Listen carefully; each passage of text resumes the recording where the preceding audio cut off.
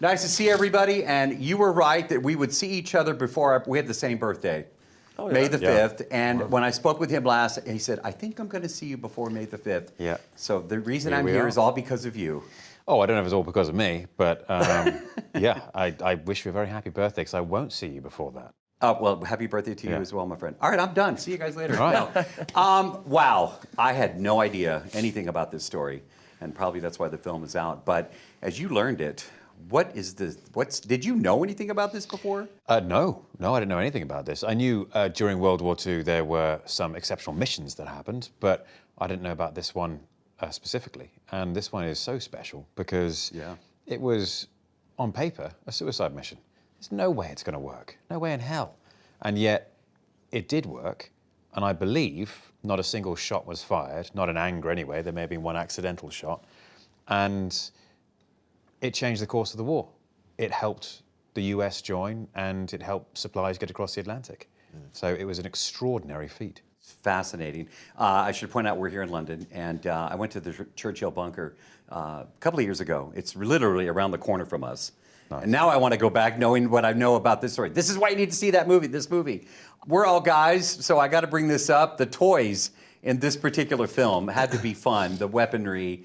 Tell me some of your favorites, and how did you train for this?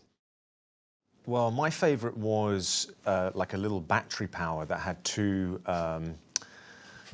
clamps. I know that. And I trained by going out into the fields of the countryside and holding onto the electric fences. Yeah, he took that home with him every night.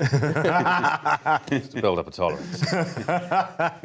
We're dancing around that spoiler. That's a good one. Do you have any favorites? Do you know what? There's a turret that Golding uses quite early on that I was very jealous, and I may have got an opportunity later on in the movie to use the same gun. But we had a great team of armourers, and even though we didn't get to necessarily use them in the film, I did kind of fire every gun they allowed me to fire when we weren't filming. And yeah, like you said, I mean, in a sense, they feel like toys to us, and it was so much fun. And I don't think I've ever handled a weapon or a gun at least on screen before, so it was a first for me, and I loved every second of it. I knew that question was going to be perfect. I know him, but I'm like, I have a feeling everybody's going to be. I was the whole time like, dang, I wish I was in this movie. Yeah. I'm not an actor, but still it would have been It's fun. so cool. They're all gas powered, and they get a real sense of like recoil, but they're completely safe. The magazines hold relatively consistent amount of, I guess bullets, because it's gas that converts into shot. So it's incredibly kind of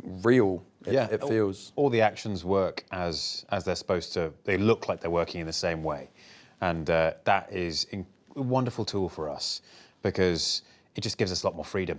Yeah. And you're not having to think about that extra level of safety. Apart from that one time where mine turned into a flamethrower. Yes, I remember that. The gas ignited in the barrel and I had a flame about this big, which wasn't intended, but it looked cool. It looked cool. That was my next question. Somebody had to have gotten hurt, and not on purpose. I mean, it's really physical, or maybe the safety was just.